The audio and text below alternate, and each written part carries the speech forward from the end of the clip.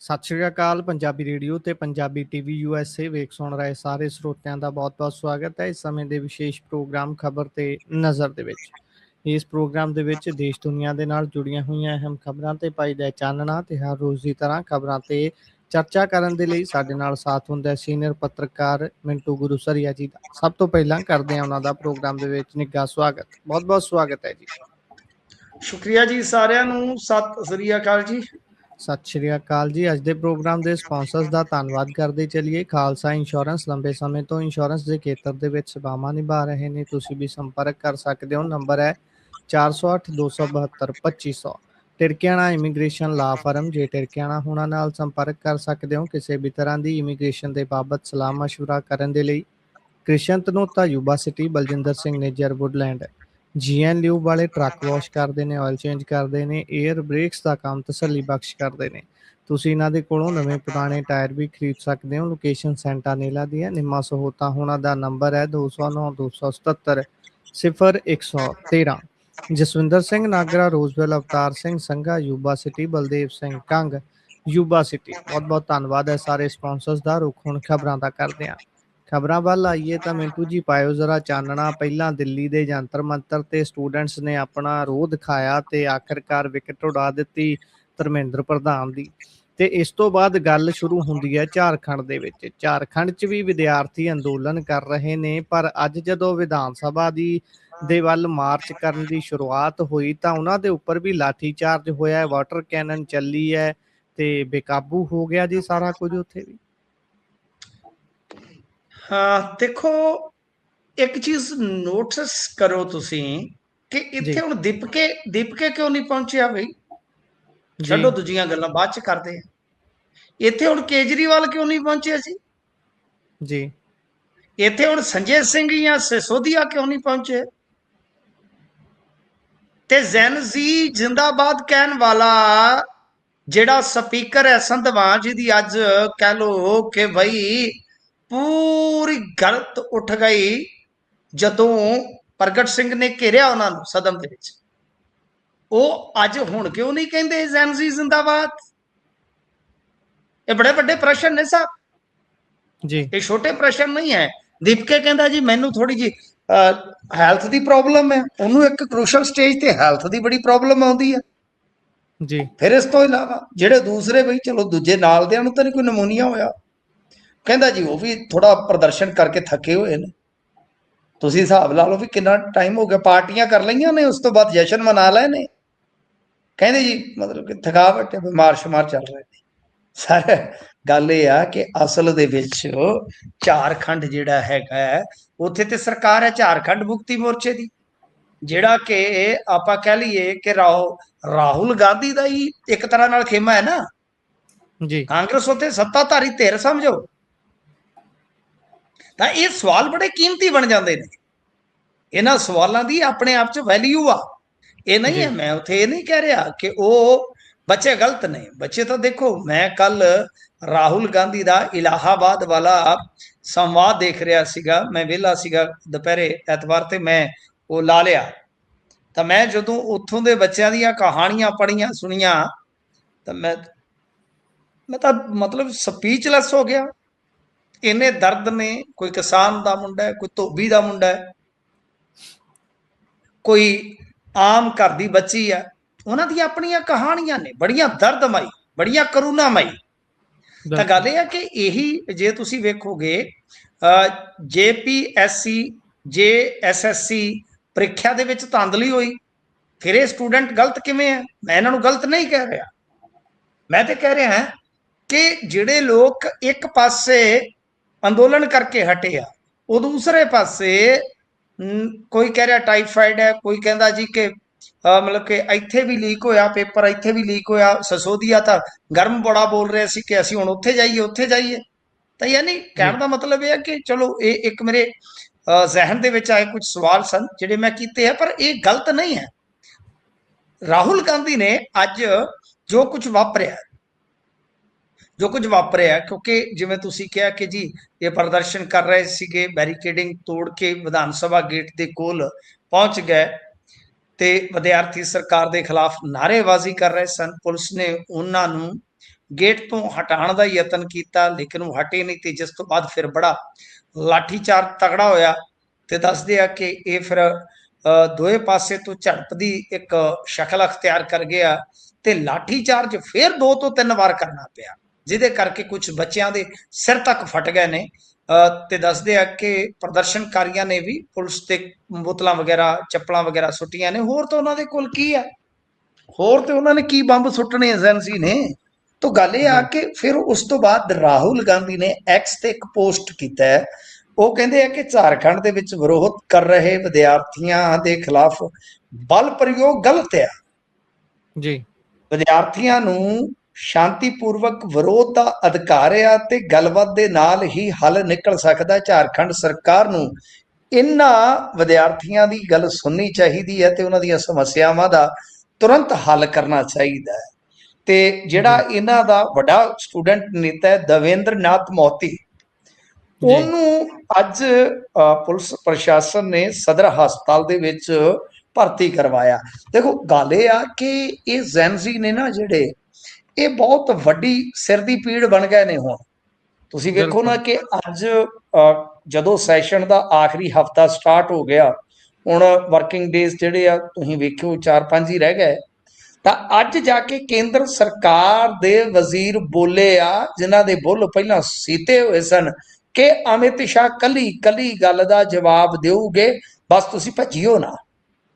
ਜੀ ਮਤਲਬ ਸਾਰਾ ਸੈਸ਼ਨ ਲੰਘਾ ਕੇ ਤੇ ਹੁਣ ਆਉਣਗੇ ਸ਼ਾਹ ਸਾਹਿਬ। ਉਹਦਾ ਵੱਡਾ ਕਾਰਨ ਹੈ ਕਿ ਦੇਖੋ ਸ਼ਾਹ ਸਾਹਿਬ ਦੀ ਬੜੀ ਕਸੂਤੀ ਸਥਿਤੀ ਆ। ਜੇ ਉਹ ਮੁਕਰਨਗੇ ਤਦ ਵੀ, ਜੇ ਉਹ ਪ੍ਰਵਾਨ ਕਰਨਗੇ ਤਦ ਵੀ। ਹਾਂ, ਉਹਨਾਂ ਨੇ ਕੀ ਆ, ਘੇਰ ਘਰਾ ਕੇ ਉਹ ਕਾਂਗਰਸ ਨੂੰ ਨਿਸ਼ਾਨੇ ਤੇ ਲੈ ਲੈਣਾ ਹੈ, ਬਸ ਉਹ ਆਪਾਂ ਨੂੰ ਵੀ ਪਤਾ ਹੈ।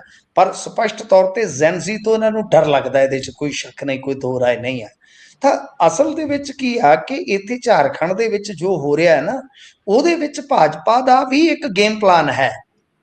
ਜੀ ਯਾਨੀ ਇਹਨਾਂ ਨੇ ਪ੍ਰਚਾਰਿਆ ਕਿ ਦੇਖੋ, ਇੱਕ ਨਾ ਮੈਂ ਚੈਨਲ ਤੇ ਵੇਖਿਆ, ਚੰਗਾ ਰਿਪੋਰਟਰ ਤਕੜਾ, ਮੈਨੂੰ ਨਾਂ ਭੁੱਲ ਗਿਆ, ਨਹੀਂ ਤੇ ਮੈਂ ਨਾਂ ਨੂੰ ਲੈਣ ਤੋਂ ਇਹਨਾਂ ਤੋਂ ਡਰਦਾ ਨਹੀਂ ਹੁੰਦਾ। ਤੇ ਉਹ ਐਂਕਰ ਆ, ਤੇ ਉਹ ਜਾ ਕੇ ਦਿਖਾ ਰਿਹਾ ਸੀ, ਦੇਖੋ ਜੀ ਉੱਥੇ ਬਿਰਿਆਨੀ ਆ ਰਹੀ ਸੀ, ਇੱਥੇ ਜੁਨੇਦ ਵਾਲੀ ਬਿਰਿਆਨੀ ਨਹੀਂ, ਇੱਥੋਂ ਮਤਲਬ ਕਿ ਹਿੰਦੂ ਭਾਈਚਾਰਾ ਸੇਵਾ ਕਰ ਰਿਹਾ। ਤੇ ਜਿਹੜਾ ਬੰਦਾ ਚੌਲ ਲੈ ਕੇ ਆ ਰਿਹਾ ਸੀ, ਖਾਣਾ ਲੈ ਕੇ ਆ ਰਿਹਾ ਸੀ, ਉਹ ਆਰਐਸਐਸ ਦਾ ਨਿਕਲਿਆ। ਜੀ ਤਾਂ ਉੱਥੇ ਕਿਤੇ ਨਾ ਕਿਤੇ ਭਾਜਪਾ ਦੂਸਰੇ ਪਾਸੇ ਆ। ਸਮਝ ਗਏ ਨਾ ਤੁਸੀਂ ਕਿ ਗੇਮ ਵਿਗੜੇ। ਬਿਲਕੁਲ ਜੀ ਇਹਨਾਂ ਦੀ ਕੋਸ਼ਿਸ਼ ਆ, ਇਹ ਵੀ ਬੰਦੇ ਉੱਥੇ ਪਲਾਂਟ ਕਰ ਰਹੇ ਆ, ਉੱਥੇ ਇਸ ਅੰਦੋਲਨ ਨੂੰ ਦੁਫਾੜ ਕਰਨ ਦਾ ਯਤਨ ਕਰ ਰਹੇ ਆ। ਸੋ ਭਾਜਪਾ ਉੱਥੇ ਪੂਰੀ ਗੇਮ ਖੇਡ ਰਹੀ ਆ ਕਿ ਗੱਲ ਇੱਧਰ ਆ ਕੇ ਟਿਕ ਜਾਵੇ। ਪਰ ਇਸ ਜੀ ਦੇਸ਼ ਦਾ ਜ਼ੈਨਜ਼ੀ ਜਿਹੜਾ ਹੈ, ਉਹ ਪਹਿਲਾਂ ਤੇ ਹੁਣ ਅਮਿਤ ਸ਼ਾਹ ਦਾ ਜਵਾਬ ਡੀਕਦਾ, ਉਸ ਤੋਂ ਬਾਅਦ ਫੇਰ ਵੇਖੇਗਾ ਕਿ ਕੀ ਕਰਨਾ ਹੈ। ਉਤਰਾ ਡਰੇ ਪਏ ਨੇ। ਇਹਨਾਂ ਦੀ ਕਹਿ ਲਓ ਕਿ ਵਾਟ ਲੱਗੀ ਪਈ ਆ। ਜਿਸ ਤਰ੍ਹਾਂ ਆਪਾਂ ਵੇਖ ਚੁੱਕੇ ਆ ਕਿ ਇਹਨਾਂ ਦੀਆਂ ਤੇ ਤਰੇਲੀਆਂ ਇੱਥੋਂ ਤੱਕ ਆਈਆਂ ਪਈਆਂ ਹੈ ਕਿ ਨਰਿੰਦਰ ਮੋਦੀ ਰਾਤ ਨੂੰ ਕਿਸੇ ਰਸੋਈਏ ਰਸਾਈਏ ਨੂੰ ਕਹਿੰਦਾ ਹੈ ਕਿ ਉੱਠ ਵੀਰੇ, ਆ ਮੈਨੂੰ ਫੋਨ ਜਿਹਾ ਸੈੱਟ ਕਰਕੇ ਦੇ, ਮੈਂ ਫਰੈਂਡਸ ਦੇ ਨਾਲ ਗੱਲਬਾਤ ਕਰਨੀ ਆ। ਤਾਂ ਮਤਲਬ ਫਰੈਂਡਸ ਉਹ ਕਰੀ ਜਾਂਦੇ ਆ। ਯਾਨੀ ਉਹ ਤੇ ਉਹਨਾਂ ਦੇ ਨੌਕਰ ਵੀ ਫਾਹੇ ਚੜੇ ਆ ਕਿ ਪ੍ਰਧਾਨ ਮੰਤਰੀ ਨੂੰ ਕੀ ਝੱਲ ਉੱਠਦੀ ਹੈ ਰਾਤ ਨੂੰ 12-1 ਵਜੇ, ਉਹ ਆਖ ਦਿੰਦਾ ਲਿਓ ਵੀਡੀਓ ਕਰੀਏ ਸੈੱਟ ਜੀ ਪਾ ਕੇ ਆਪਾਂ। ਤਾਂ ਇਹ ਇਹਨਾਂ ਦੀ ਨੌਬਤ ਆਈ ਪਈ ਹੈ ਇਸ ਵੇਲੇ ਜੀ। ਬਿਲਕੁਲ। ਤੇ ਉਧਰ ਗੱਲ ਪੰਜਾਬ ਵਿਧਾਨ ਸਭਾ ਦੀ ਵੀ ਕਰ ਲੈਂਦੇ ਆ। ਵਿਰੋਧੀ ਤਾਂ ਕਹਿੰਦੇ ਰਹੇ ਭਾਈ ਥੋੜਾ ਜਿਹਾ ਕੰਮ ਅੱਗੇ ਨੂੰ ਤੋਰੋ, ਦਿਨ ਵਧਾ ਲੈਂਦੇ ਆ, ਪਰ ਸੈਸ਼ਨ ਖਤਮ ਹੋ ਗਿਆ, ਮੌਨਸੂਨ ਸੈਸ਼ਨ ਦੀ ਸਮਾਪਤੀ ਹੋ ਚੁੱਕੀ ਹੈ। ਵਧਾ ਲੈਣਾ ਚਾਹੀਦਾ ਸੀਗਾ ਗੁਰਪ੍ਰੀਤ, ਇਹਦੇ ਚ ਕੀ ਆ ਬਈ, ਇਹਨਾਂ ਨੂੰ ਸੈਸ਼ਨ ਦੇ ਵਿੱਚ ਕੰਮ ਕਰਨ ਵਾਸਤੇ ਹੀ ਲੋਕਾਂ ਨੇ ਚੁਣਿਆ ਹੈ। ਹੋਰ ਇਹ ਕਿਹੜਾ ਕੋਈ ਚਿੜੀ ਛਿੱਕਾ ਖੇਡਣ ਲਈ ਚੁਣੇ ਆ ਵੀ ਇਹਨਾਂ ਨੇ ਚਿੜੀ ਛਿੱਕਾ ਖੇਡਣ ਦੀ ਟੀਮ ਬਣਾਣੀ ਆ। ਜੀ ਅੱਜ ਤੁਸੀਂ ਵੇਖੋ, ਵੈਸੇ ਤੇ ਸੁਖਪਾਲ ਸਿੰਘ ਖਹਿਰਾ ਨੂੰ ਜਿੰਨੇ ਨੰਬਰ ਤੁਸੀਂ ਦੇ ਦਿਓਗੇ ਉਹਦੇ ਥੋੜੇ ਆ। ਸੁਖਪਾਲ ਸਿੰਘ ਖਹਿਰਾ ਨੇ ਕੱਲ ਹੀ ਇੱਕ ਵੀਡੀਓ ਬਣਾ ਕੇ ਬਿੱਲ ਦਿਖਾਏ ਕਿ ਆ 6 ਬਿੱਲਾਂ ਦੀਆਂ ਕਾਪੀਆਂ ਨੇ ਮੇਰੇ ਕੋਲ। ਤੁਸੀਂ ਦੱਸੋ ਜੀ ਕਿ ਇੰਨੇ ਥੋੜੇ ਸਮੇਂ 'ਚ ਅਸੀਂ ਪੜ੍ਹ ਲਾਂਗੇ? 2 ਤਾਂ ਉਹਨੇ ਕਿਹਾ ਕਿ ਹੁਣੀ ਆਏ ਆ। ਜੀ ਤੇ ਕਮਾਲ ਇਹ ਹੋਇਆ ਗੁਰਪ੍ਰੀਤ ਕਿ 6 ਕੱਲ ਚੱਲ ਰਹੇ ਸੀ, ਤਾਂ ਅੱਜ ਬਿੱਲ ਵੱਧ ਕੇ ਮੇਰੇ ਖਿਆਲ ਦੇ ਨਾਲ 8 ਕੇ 9 ਹੋ ਗਏ। ਕਮਾਲ ਦੀ ਗੱਲ ਹੈ ਜੀ ਨਾ। ਇਹ ਵੀ ਇੱਕ ਬੜੀ ਵੱਡੀ ਗੱਲ ਆ।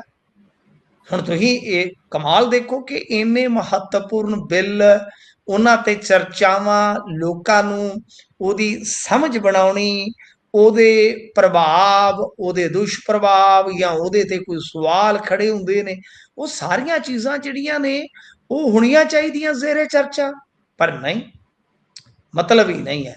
ਤਾਂ ਖੈਰ ਗੱਲ ਇਹ ਆ ਕਿ ਅੱਜ ਇਹਨਾਂ ਨੇ ਇੱਕ ਤੇ ਪ੍ਰਾਈਵੇਟ ਸਕੂਲਾਂ ਦੇ ਖਿਲਾਫ ਜਿਹੜਾ ਬਿੱਲ ਲਿਆਂਦਾ ਵਾ ਉਹ ਪਾਸ ਕਰ ਦਿੱਤਾ, ਕਿਉਂਕਿ ਆਰਡੀਨੈਂਸ ਇਹਨਾਂ ਨੇ ਅੱਗੇ ਲੈ ਆਂਦਾ ਸੀਗਾ, ਤਾਂ ਆਰਡੀਨੈਂਸ ਤੋਂ ਬਾਅਦ ਬਿੱਲ ਲਿਆਉਣਾ ਲਾਜ਼ਮੀ ਹੋ ਜਾਂਦਾ। ਤੇ ਇਸ ਤੋਂ ਇਲਾਵਾ ਅੱਜ ਮੁੱਖ ਮੰਤਰੀ ਨੇ ਇਹ ਵੀ ਐਲਾਨ ਕੀਤਾ ਹੈ ਕਿ 3 ਸਾਲਾਂ ਦੇ ਵਿੱਚ ਜਿਹੜੀ 15% ਤੋਂ ਵੱਧ ਫੀਸ ਵਸੂਲ ਕੀਤੀ ਆ ਉਹ ਅਸੀਂ ਵਾਪਸ ਲਵਾਂਗੇ, ਦਿੱਲੀ 'ਚ ਲੈ ਚੁੱਕੇ ਆ। ਪਰ ਕਮਾਲ ਇਹ ਆ ਕਿ ਹਾਈ ਕੋਰਟ ਨੇ ਤੇ ਫਿਲਹਾਲ ਇਹਦੇ ਤੇ ਸਟੇ ਲਾਇਆ ਹੋਇਆ। ਪ੍ਰਗਟ ਸਿੰਘ ਹੋਰਾਂ ਨੇ ਮੁਜ਼ੰਮਤ ਕੀਤੀ ਇਸ ਦਾਅਵੇ ਦੀ, ਉਹਨਾਂ ਨੇ ਕਿਹਾ ਕਿ ਭਾਈ ਕੋਰਟ ਨੇ ਤੇ ਇੱਥੇ ਤੁਹਾਡੇ ਜਿਹੜੇ ਹੈਗੇ ਨੇ ਜਾ ਕੇ ਵਕੀਲ, ਉਹਨਾਂ ਦੇ ਕੋਲੋਂ 100 ਪੱਤਰ ਲਿਆ ਹੈ, ਹਲਫਨਾਮਾ ਲਿਆ ਹੈ, ਇਹਨਾਂ ਨੇ ਜਾ ਕੇ ਕਿਹਾ ਕਿ ਅਸੀਂ ਰੈਟਰੋਸਪੈਕਟਿਵ ਤਰੀਕੇ ਦੇ ਨਾਲ ਨਹੀਂ ਵਸੂਲੀ ਕਰਾਂਗੇ। ਤਾਂ ਇਹ ਵੇਖੋ ਸਦਨ ਦੇ ਵਿੱਚ ਖੜ ਕੇ ਵੀ ਮੁੱਖ ਮੰਤਰੀ ਦੀ ਇੱਕ ਕਲਾਬਾਜ਼ੀ ਆ। ਮੁੱਖ ਮੰਤਰੀ ਮਤਲਬ ਕਿ ਟਲਦੇ ਹੀ ਨਹੀਂ, ਚੌਰਸ ਰੇੜਨ ਦੇ ਵਿੱਚ ਉਹ ਤੁਹਾਨੂੰ ਪਤਾ ਹੀ ਆ ਜਿਸ ਤਰ੍ਹਾਂ ਹੈਗੇ ਆ।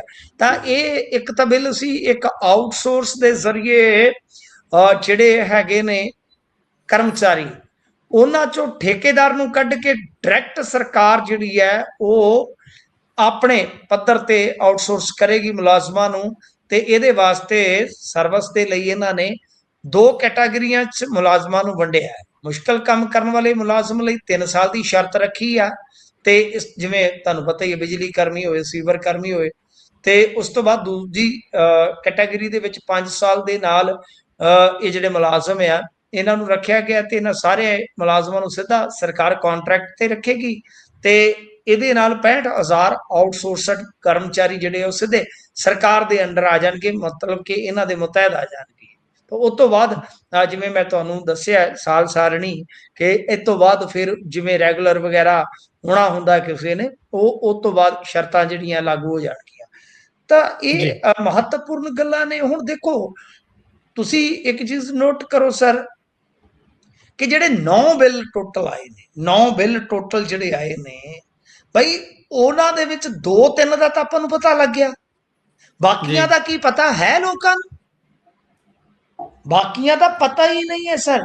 ਨਾ ਹੀ ਸਾਡੇ ਜਿਹੜੇ ਪੱਤਰਕਾਰ ਨੇ ਵੀਰ ਭੈਣਾ, ਸਾਡਾ ਮੀਡੀਆ ਇਹ ਤੇ ਰਿਸਰਚ ਵਰਕ ਛੱਡ ਚੁੱਕਾ ਹੈ ਸਰ। ਸਭ ਕੁਝ ਚੈਟ GPT 'ਚ ਹੈ, ਸਭ ਕੁਝ ਫੇਸਬੁੱਕ 'ਚ ਹੈ, ਨਾ ਹੀ ਤਫਸੀਲ ਪੂਰਵਕ ਇਹ ਦੱਸਿਆ ਜਾਂਦਾ ਹੈ।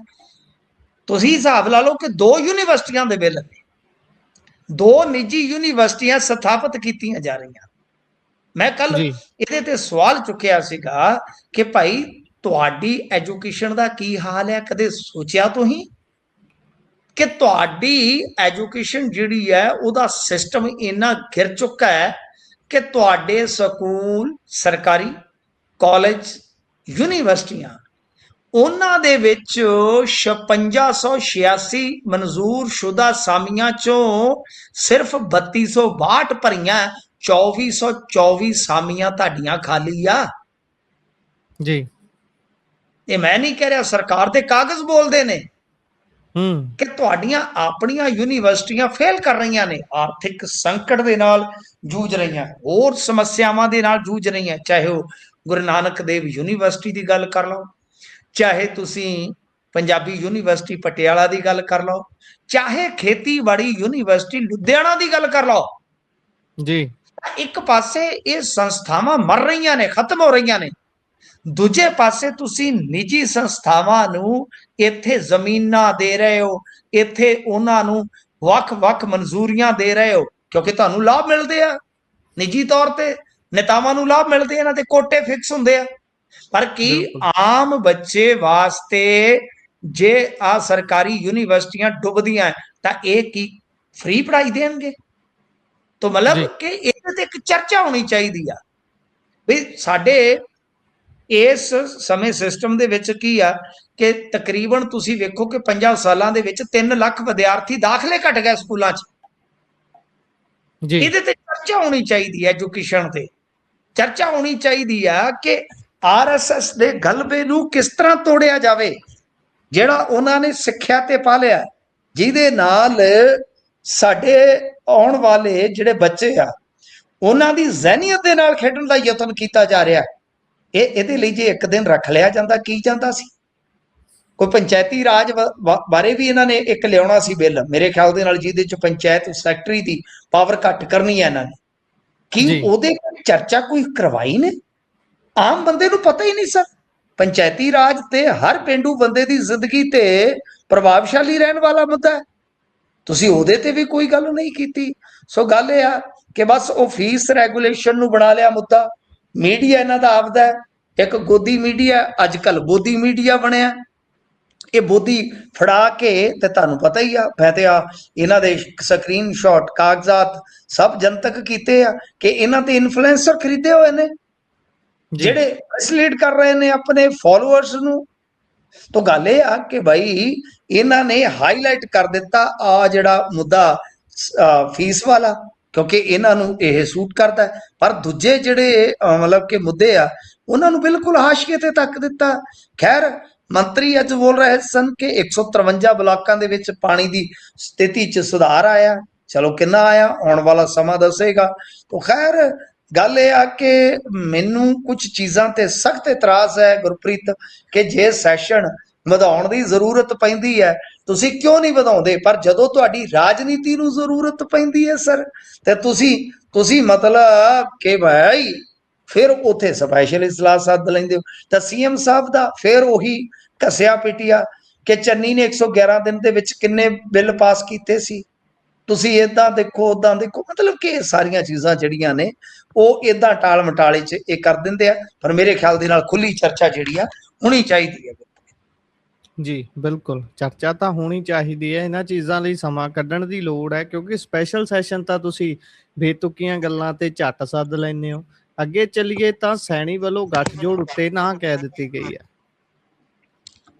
ਹਾਂਜੀ, ਅੱਜ ਨਾਇਬ ਸੈਣੀ ਦਾ ਬਿਆਨ ਜਿਹੜਾ ਹੈ ਉਹ ਅਕਾਲੀਆਂ ਦੇ ਦਿਲ ਤੋੜ ਗਿਆ ਜੀ। ਬਈ ਇੱਕ ਦਿਲ ਕੇ ਟੁਕੜੇ ਹਜ਼ਾਰ ਹੋਏ, ਕੋਈ ਯਹਾਂ ਗਿਰਾ ਕੋਈ ਵਹਾਂ ਗਿਰਾ। ਵੀ ਸੈਣੀ ਤੇ ਦਿਲਾਂ ਨਾਲ ਖੇਡਦਾ ਜਿਵੇਂ ਮਿੱਟੀ ਦਾ ਬਣਾ ਕੇ ਘਰ ਖੇਡਦੇ ਜਵਾਕ, ਮਰ ਜਾਣੀ ਮੇਰੇ ਦਿਲ ਨਾਲ ਖੇਡਦੀ ਰਹੀ। ਗੱਲ ਇਹ ਆ ਕਿ ਇਹ ਤਾਂ ਦਿਲ ਨਾਲ ਖੇਡਣ ਵਾਲਾ ਮਸਲਾ ਹੈ ਨਾ ਕਿ ਇੱਕ ਦਿਨ ਨਰਿੰਦਰ ਮੋਦੀ ਦੇ ਨਾਲ ਮੁਲਾਕਾਤ, ਫਿਰ ਵੇਖ ਲਓ ਵੀ ਅਕਾਲੀਆਂ ਨੇ ਤੁਹਾਨੂੰ ਸਮਰਥਨ ਦੇ ਦਿੱਤਾ। ਕਮਾਲ ਹੈ ਨਾ। ਡੀਲਿਮਿਟੇਸ਼ਨ ਤੇ ਅਕਾਲੀ ਤੇ ਝੁਕ ਕੇ ਜਾ ਰਹੇ ਨੇ। ਨਾਇਬ ਸੈਣੀ ਕਦਰ ਹੀ ਨਹੀਂ ਪਾ ਰਹੇ। ਉਹ ਕਹਿ ਰਹੇ ਨੇ ਕਿ ਦੇਖੋ ਜੀ ਪ੍ਰਧਾਨ ਮੰਤਰੀ ਨਾਲ ਕੋਈ ਵੀ ਮਿਲ ਸਕਦਾ ਹੈਗਾ ਤੇ ਉਹ 140 ਕਰੋੜ ਲੋਕਾਂ ਦੇ ਪ੍ਰਧਾਨ ਮੰਤਰੀ ਨੇ। ਗੱਠਜੋੜ ਬਾਰੇ ਤੇ ਕਹਿੰਦੇ ਕੋਈ ਗੱਲ ਨਹੀਂ ਹੋਈ। ਯਾਰ ਕਮਾਲ ਹੋ ਗਈ ਜੀ। ਤੁਹਾਡੀ ਮੁਲਾਕਾਤ ਹੋਈ ਹੈ ਸੁਖਬੀਰ ਸਿੰਘ ਬਾਦਲ ਦੇ ਨਾਲ ਪਹਿਲਾਂ 4 ਦਿਨ ਪਹਿਲਾਂ ਤੁਹਾਡੇ ਗ੍ਰਹਿ ਵਿਖੇ।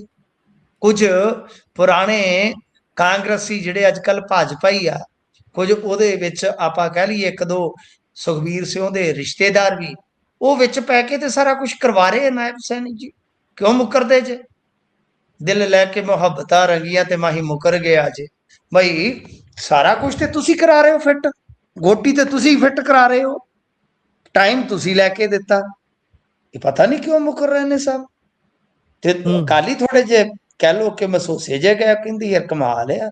ਅਸੀਂ ਤੇ ਬਈ ਪਟਾ ਨੂੰ ਤੇਲ ਲਾ ਰਹੇ ਸਾਂ, ਅਸੀਂ ਤੇ ਉਠਕ ਬੈਠਕ ਕਰ ਰਹੇ ਸਾਂ ਵੀ ਲਓ ਵੀ ਟਾਈਮ ਆ ਗਿਆ ਹੁਣ ਅਕਾਲੀਆਂ ਦਾ, ਆਉਣ ਵਾਲਾ ਟਾਈਮ ਤੇਰੇ ਬਾਈ ਦਾ। ਕਹਿੰਦੇ ਵੀ ਵੇਲਾ 27 ਦਾ ਤੇ ਆਉਣ ਵਾਲਾ ਟਾਈਮ ਤੇਰੇ ਬਾਈ ਦਾ। ਤੇ ਇਹ ਤੇ ਦਿਲ ਤੋੜਨ ਵਾਲੀ ਗੱਲ ਹੈ। ਵੇਖੋ ਗੱਠਜੋੜ ਬਾਰੇ ਤੇ ਗੁਰਪ੍ਰੀਤ ਕੋਈ ਨਾ ਕੋਈ ਗੱਲ ਹੋਈ ਆ, ਇਹ ਮੰਨਣ ਜਾਂ ਨਾ ਮੰਨਣ, ਕਿਉਂਕਿ ਭਾਜਪਾ ਵਾਲੇ ਵੀ ਕੁਛ ਨੇਤਾ ਸਾਨੂੰ ਫੋਨ ਕਰਕੇ ਇੱਧਰ ਉੱਧਰ ਦੀਆਂ ਸੁਣਾਉਂਦੇ ਨੇ ਇਸ ਟਾਈਮ ਕਿ ਨਹੀਂ ਗੱਠਜੋੜ ਤੇ ਹੋ ਜਾਣਾ ਜੀ ਏਦਾਂ ਉਦਾਂ। ਉਹਦਾ ਇੱਕ ਵੱਡਾ ਕਾਰਨ ਹੈ ਕਿ ਗੱਠਜੋੜ ਦੇ ਸਮਰਥਨ ਦੇ ਵਿੱਚ ਨਾ ਕਾਫੀ ਭਾਜਪਾ ਵਾਲੇ ਵੀ ਹੈਗੇ ਨੇ ਗੁਰਪ੍ਰੀਤ, ਤੇ ਅਕਾਲੀ ਤੇ ਤਕਰੀਬਨ ਸਾਰੇ ਹੈਗੇ। ਕਿਉਂਕਿ ਜਿਹੜੇ ਬੰਦੇ ਸੁਖਬੀਰ ਸਿੰਘ ਬਾਦਲ ਵਾਸਤੇ ਜ਼ੋਰ ਲਾ ਰਹੇ ਨੇ ਉਹ ਲੋਕ ਨੇ ਜਿਨ੍ਹਾਂ ਨੂੰ ਪਤਾ ਵਾ ਕਿ ਬਈ ਸਰਕਾਰ ਛੱਡੋ, ਵਜ਼ੀਰੀਆਂ ਛੱਡੋ, ਸਾਨੂੰ ਤੇ ਆਪਦੀਆਂ ਸੀਟਾਂ ਕੱਢਣੀਆਂ ਔਖੀਆਂ ਹੋ ਜਾਣਗੀਆਂ ਜੀ। ਕਿਉਂਕਿ ਜਿਹੜੇ ਸੈਮੀ ਅਰਬਨ ਚ ਆ ਗਏ ਜਾਂ ਰੂਰਲ ਚ ਆ ਗਏ ਉਹ ਤੇ ਰਗੜੇ ਜਾਣਗੇ ਨਾ।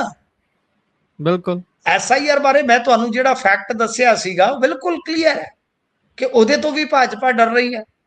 ਸੋ ਨਹੀਂ ਤਾਂ ਤੁਸੀਂ ਮੈਨੂੰ ਦੱਸੋ ਡੀਲਿਮਿਟੇਸ਼ਨ ਦਾ 50% ਵਾਲਾ ਫਾਰਮੂਲਾ ਜਿਵੇਂ ਅਕਾਲੀਆਂ ਨੇ ਉਹ ਪ੍ਰਵਾਨ ਕੀਤਾ, ਡਾਕਟਰ ਚੀਮਾ ਨੇ ਆ ਕੇ ਜਿਵੇਂ ਬਰੀਫ ਕੀਤਾ ਸੀਗਾ, ਕਿਉਂਕਿ ਦੇਖੋ ਥੋੜਾ ਜਿਹਾ ਕ੍ਰੋਨੋਲੋਜੀ ਵੀ ਪਹਿਲਾਂ ਸੈਣੀ ਨਾਲ ਮੀਟਿੰਗ, ਫਿਰ ਮੋਦੀ ਨਾਲ ਮੀਟਿੰਗ, ਮੋਦੀ ਨਾਲ ਮੀਟਿੰਗ ਕਰਨ ਤੋਂ ਤੁਰੰਤ ਬਾਅਦ ਅਕਾਲੀ ਦਲ ਦੀ ਇੱਕ ਵੱਡੀ ਮੀਟਿੰਗ, ਉਸ ਤੋਂ ਬਾਅਦ ਕਿ ਇਹਨਾਂ ਦੀ ਡੀਲਿਮਿਟੇਸ਼ਨ ਬਿੱਲ ਨੂੰ ਕਹਿ ਲਓ ਕਿ ਸਮਰਥਨ ਦੇਣ ਦਾ ਐਲਾਨ, ਔਰ ਡੀਲਿਮਿਟੇਸ਼ਨ ਦਾ 50% ਫਾਰਮੂਲਾ, 50% ਫਾਰਮੂਲਾ ਪ੍ਰਵਾਨ ਕਰਨਾ, ਇਹ ਸਾਡੇ ਵਰਗੇ ਡੀਕੋਡ ਕਰ ਸਕਦੇ ਆਸਾਨੀ ਨਾਲ ਕਿ ਅਸਲ ਦੇ ਵਿੱਚ 50% ਫਾਰਮੂਲਾ ਨੂੰ ਪ੍ਰਵਾਨ ਕਰਨਾ ਕਿਤੇ ਨਾ ਕਿਤੇ ਅਕਾਲੀ ਦਲ ਦੀ ਮਜਬੂਰੀ ਬਣ ਗਿਆ, ਉਹਨਾਂ ਵਾਸਤੇ ਜ਼ਰੂਰੀ ਬਣ ਗਿਆ, ਭਾਜਪਾ ਵਾਸਤੇ, ਕਿਉਂਕਿ ਉਹਨਾਂ ਦੇ ਕੋਲ ਤੇ ਨਾ ਇਸ ਵੇਲੇ 2/3 ਮੈਜੋਰਿਟੀ ਆ, ਤੇ ਸੈਕੰਡ ਚੀਜ਼ ਕਿ ਉਹਨਾਂ ਨੂੰ ਇਸ ਵੇਲੇ ਜ਼ੈਨਜ਼ੀ ਨਾਂ ਦਾ ਜਿੰਨ ਚਿੰਬੜਿਆ ਹੋਇਆ ਨਾ, ਜਿਹੜਾ ਮੈਂ ਵੈਸੇ ਲਾਡ ਨਾਲ ਆਪਦੇ ਬੱਚਿਆਂ ਨੂੰ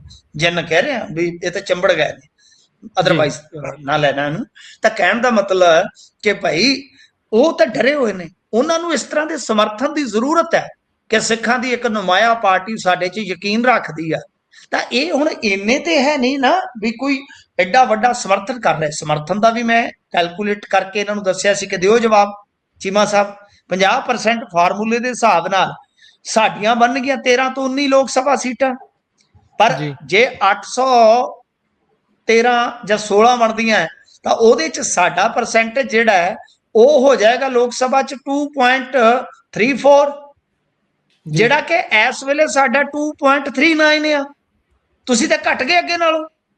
ਤਾਂ 50% ਫਾਰਮੂਲਾ ਫਿਰ ਪੰਜਾਬ ਲਈ ਲਾਹੇਵੰਦਾ ਕਿਸ ਤਰ੍ਹਾਂ? ਤਾਂ ਅਕਾਲੀਆਂ ਦੇ ਕੋਲ ਇਸ ਗੱਲ ਦਾ ਜਵਾਬ ਨਹੀਂ ਹੈ। ਮੇਰੀ ਉਸ ਪੋਸਟ ਨੂੰ ਬਕਾਇਦਾ ਕੁਝ ਸਿਆਸੀ ਧਿਰਾਂ ਨੇ ਆਧਾਰ ਬਣਾਇਆ ਸਵਾਲ ਦਾ ਕਿ ਭਾਈ ਤੁਸੀਂ ਇਹ ਗੱਲ ਕਹਿ ਰਹੇ ਹੋ, ਤਾਂ ਕਹਿਣ ਦਾ ਮਤਲਬ ਇਹ ਹੋਆ ਕਿ ਗੁਰਪ੍ਰੀਤ ਗੱਲ ਤੇ ਚੱਲ ਰਹੀ ਆ, ਗੱਠਜੋੜ ਬਾਰੇ ਅੰਤਮ ਨਿਰਣਾ ਜਿਹੜਾ ਹੈ ਮੇਰੇ ਖਿਆਲ ਦੇ ਨਾਲ ਥੋੜੇ ਜਿਹੇ ਦਿਨ ਬਾਅਦ ਹੀ ਲਿਆ ਜਾ ਸਕਦਾ, ਕਿਉਂਕਿ ਸੈਸ਼ਨ ਚੱਲ ਰਿਹਾ ਹੈ। ਸੈਸ਼ਨ ਦੇ ਵਿੱਚ ਡੀਲਿਮਿਟੇਸ਼ਨ ਬਿੱਲ ਦਾ ਆਉਣਾ ਜਿਹੜਾ ਨੂੰ ਇੱਕ ਬੁਝਾਰਤ ਬਣਿਆ ਪਿਆ ਹੈ, ਕਿਉਂਕਿ ਗੇਮ ਤੇ ਕੋਈ ਨਾ ਕੋਈ ਖੇਡਣ ਦੀ ਤਿਆਰੀ 'ਚ ਹੈ ਗੁਜਰਾਤ ਲੋਵੀ, ਜਿਵੇਂ ਮੰਨ ਲਓ ਬੀਬਾ ਬਾਦਲ ਦਾ ਇੱਕ ਵੋਟ ਉਹਨਾਂ ਲਈ ਕਿਉਂ ਕੀਮਤੀ ਹੈ। ਕਾਰਨ ਇਹ ਹੈ ਕਿ ਤੁਹਾਨੂੰ ਮੈਂ ਥੋੜਾ ਜਿਹਾ ਬੈਕਗਰਾਉਂਡ 'ਚ ਲੈ ਜਾਣਾ। ਜਿਸ ਵੇਲੇ ਇਹਨਾਂ ਨੇ ਆ BNS ਵਗੈਰਾ ਲਿਆਂਦੀ ਸੀ, ਤੁਹਾਨੂੰ ਯਾਦ ਹੋਣਾ 146 ਮੈਂਬਰ ਸਸਪੈਂਡ ਕਰਤੇ ਸਨ ਇਹਨਾਂ, ਯਾਦ ਹੈ ਨਾ ਤੁਹਾਨੂੰ ਗੁਰਪ੍ਰੀਤ? ਇਹ ਰਿਕਾਰਡ ਹੀ ਬਣਾਤਾ ਸੀ ਸਸਪੈਂਸ਼ਨ ਵਾਲਾ।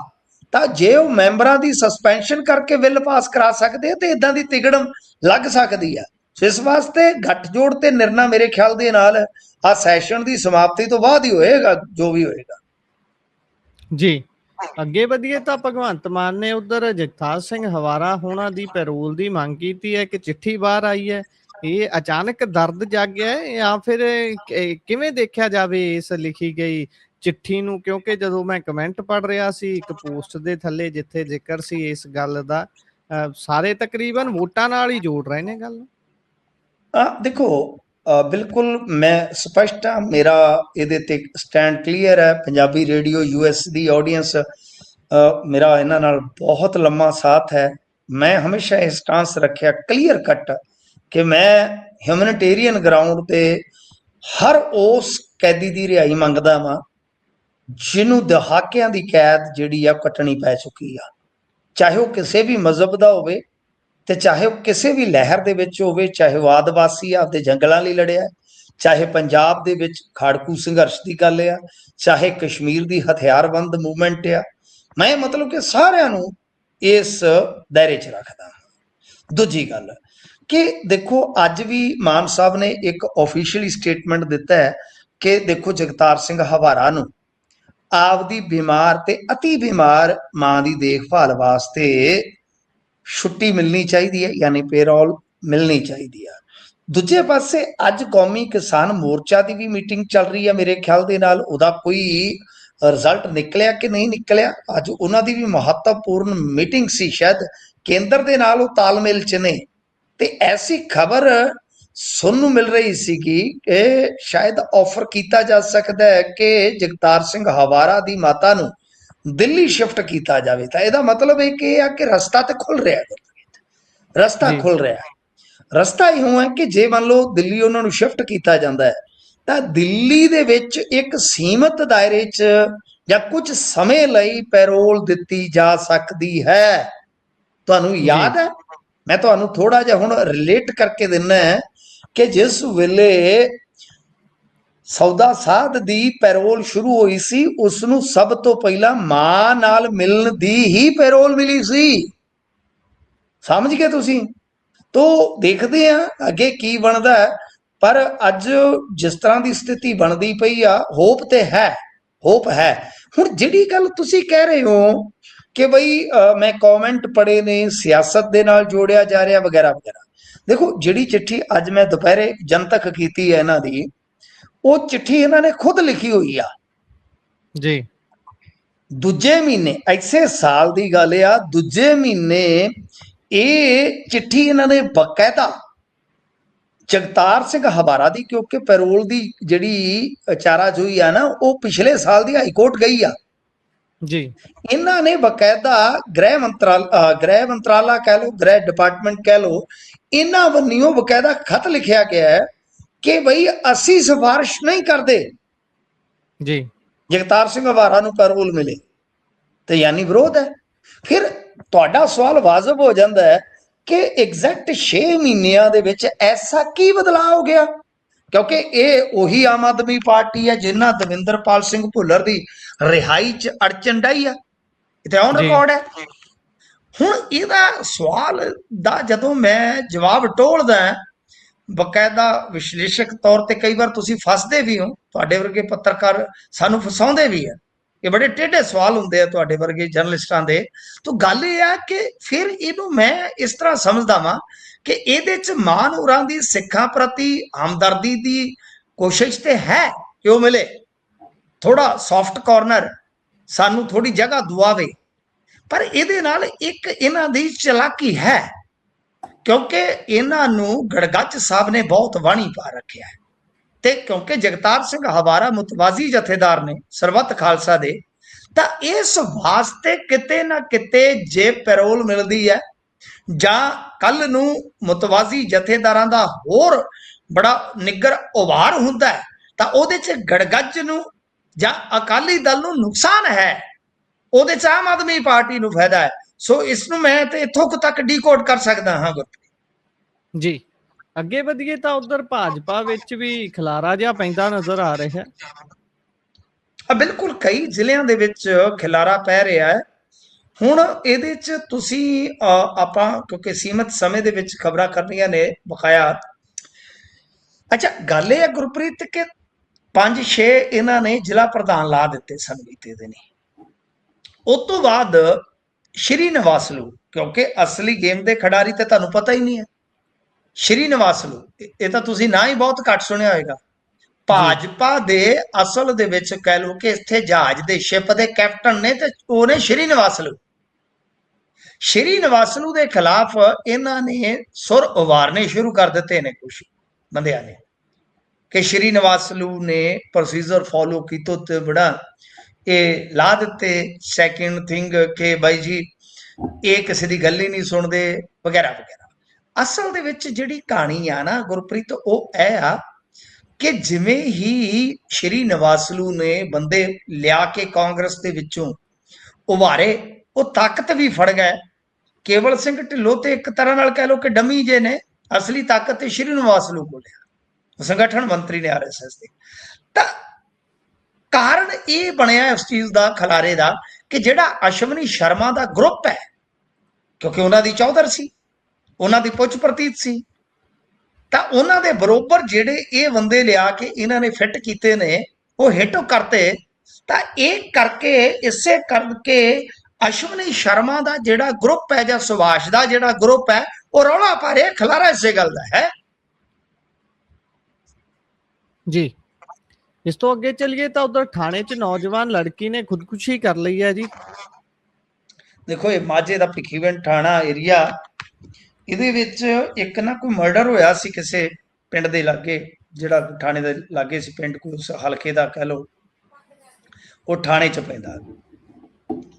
ਤਾਂ ਹੋਇਆ ਗੁਰਪ੍ਰੀਤ ਇਹ ਆ ਕਿ ਉਸੇ ਮਰਡਰ ਦੇ ਮਾਮਲੇ ਦੇ ਵਿੱਚ ਇਹ ਜਿਹੜੀ ਕੁੜੀ ਸੀ ਇਹ ਬੰਦ ਸੀ ਉੱਥੇ ਥਾਣੇ ਜੀ। ਪੁਲਿਸ ਵਾਲੇ ਕਹਿੰਦੇ ਆ ਕਿ ਇਹਨੇ ਲੇਡੀ ਕਾਂਸਟੇਬਲ ਨੂੰ ਕਿਹਾ ਕਿ ਮੈਂ ਬਾਥਰੂਮ ਜਾਣਾ ਹੈ। ਜ਼ਰਾ ਜੀ ਗੱਲ ਹੈ, ਕੋਰਟ 'ਚ ਪੇਸ਼ ਕਰਨਾ ਸੀਗਾ ਸਵੇਰੇ, ਤੁਹਾਨੂੰ ਪਤਾ ਹੀ ਆ ਬਾਥਰੂਮ ਵਗੈਰਾ ਤਾਂ ਫਿਰ ਜਾਣਾ ਹੀ ਹੁੰਦਾ ਇਨਸਾਨ ਨੇ। ਤਾਂ ਉਸ ਦਰਮਿਆਨ ਇਹਨੇ ਚੁੰਨੀ ਦੇ ਨਾਲ ਫਾਹਾ ਲੈ ਲਿਆ। ਠੀਕ ਹੈ ਜੀ, ਮਤਲਬ ਸਾਫ਼ ਦੱਸਿਆ ਜਾ ਰਿਹਾ ਕਿ ਲੇਡੀ ਕਾਂਸਟੇਬਲ ਟਾਇਲਟ ਲੈ ਕੇ ਗਈ ਸੀ ਤੇ ਉਸ ਤੋਂ ਬਾਅਦ ਇਹਨੇ ਫਾਹਾ ਲੈ ਲਿਆ। ਦੇਖੋ ਹੁਣ ਗੱਲ ਇਹ ਹੈ ਕਿ ਜੁਡੀਸ਼ਰੀ ਇੱਕ ਤਰ੍ਹਾਂ ਨਾਲ ਕਹਿ ਲਓ ਕਿ ਇਸ ਮਾਮਲੇ ਦੇ ਵਿੱਚ ਜ਼ਰੂਰ ਇਨਵੋਲਵ ਹੁੰਦੀ ਹੈ, ਯਾਨੀ ਇਹ ਜਾਂਚ ਹੀ ਜੁਡੀਸ਼ੀਅਲ ਹੋ ਜਾਂਦੀ ਹੈ ਮੁੜ ਕੇ ਜਦੋਂ ਇਸ ਤਰ੍ਹਾਂ ਦੀ ਮੌਤ ਹੁੰਦੀ ਆ। ਤਾਂ ਬੀਤੇ ਦਿਨੀ ਥਾਣੇ ਦੇ ਵਿੱਚ ਇੱਕ ਬੰਦੇ ਨੇ ਆਤਮ ਦਾਅ ਵੀ ਕੀਤਾ ਹੈ, ਅੱਗ ਲਾ ਕੇ ਮਰਿਆ ਲੁਧਿਆਣੇ ਜ਼ਿਲ੍ਹੇ 'ਚ ਜੀ। ਤਾਂ ਕਹਿਣ ਦਾ ਮਤਲਬ ਆ ਕਿ ਬੜੀ ਇਹ ਤੇ ਬੇਸਿਕ ਟ੍ਰੇਨਿੰਗ ਦਾ ਹਿੱਸਾ ਹੈ ਕਿ ਜਦੋਂ ਵੀ ਕੋਈ ਬੰਦਾ ਕਸਟਡੀ 'ਚ ਹੁੰਦਾ ਹੈ, ਪੱਗ ਪਰਨਾ ਜਾਂ ਇਦਾਂ ਦਾ ਕੱਪੜਾ, ਕਿਉਂਕਿ ਬੰਦਾ ਸਟ੍ਰੈਸ 'ਚ ਹੁੰਦਾ। ਤੁਸੀਂ ਪੁਲਿਸ ਤਾਂ ਕਹਿ ਰਹੀ ਅਸੀਂ ਟੌਰਚਰ ਨਹੀਂ ਕੀਤਾ, ਜੇ ਤੁਸੀਂ ਟੌਰਚਰ ਨਾ ਵੀ ਕੀਤਾ ਹੋਵੇ, ਬੰਦਾ ਕਈ ਵਾਰ ਮੈਂਟਲੀ ਇੰਨਾ ਸਟ੍ਰੈਸ ਦੇ ਵਿੱਚ ਹੁੰਦਾ ਕਿ ਬਹੁਤ ਨੈਗੇਟਿਵ ਥਾਟ ਉਹਦੇ ਤੇ ਹਾਵੀ ਹੋ ਜਾਂਦੇ, ਉਹ ਭੱਜਣ ਦੀ ਕਰਦਾ ਹੈ, ਸੋਚਦਾ ਹੈ, ਮਰਨ ਦੀ ਸੋਚਦਾ ਹੈ।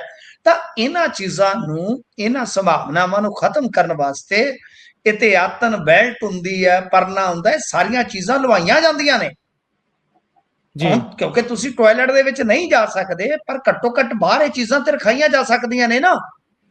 ਜੀ ਤਾਂ ਇਹ ਬੜੇ ਵੱਡੇ ਸਵਾਲ, ਹਾਲਾਂਕਿ ਲੇਡੀ ਦੇ ਤੁਹਾਨੂੰ ਪਤਾ ਹੀ ਆ ਕਿ ਆਪਾਂ ਜਾਂ ਜੈਂਟਸ ਹੈ ਜਿਹੜਾ ਪਜਾਮਾ ਹੈ ਜਾਂ ਸੁੱਥਨ ਹੈ, ਉਹਦੇ ਵਿੱਚ ਨਾਲਾ ਵੀ ਕਈ ਵਾਰ ਵਰਤਿਆ ਜਾਂਦਾ ਹੈ। ਤਾਂ ਇਹ ਬੜੀਆਂ ਚੀਜ਼ਾਂ ਧਿਆਨਯੋਗ ਹੁੰਦੀਆਂ। ਤਾਂ ਪੁਲਿਸ ਦੀ ਲਾਪਰਵਾਹੀ ਤੇ ਹੈ ਕਿਤੇ ਨਾ ਕਿਤੇ। ਜੀ ਇਹ ਤਾਂ ਹੈ। ਇਸੇ ਦੇ ਨਾਲ ਪ੍ਰੋਗਰਾਮ ਦਾ ਸਮਾਂ ਇੱਥੇ ਹੀ ਸਮਾਪਤ ਹੁੰਦਾ। ਤੁਸੀਂ ਜੁੜੇ ਜਾਣਕਾਰੀਆਂ ਸਾਂਝੀਆਂ ਕੀਤੀਆਂ, ਬਹੁਤ ਬਹੁਤ ਧੰਨਵਾਦ ਜੀ। ਧੰਨਵਾਦ ਜੀ।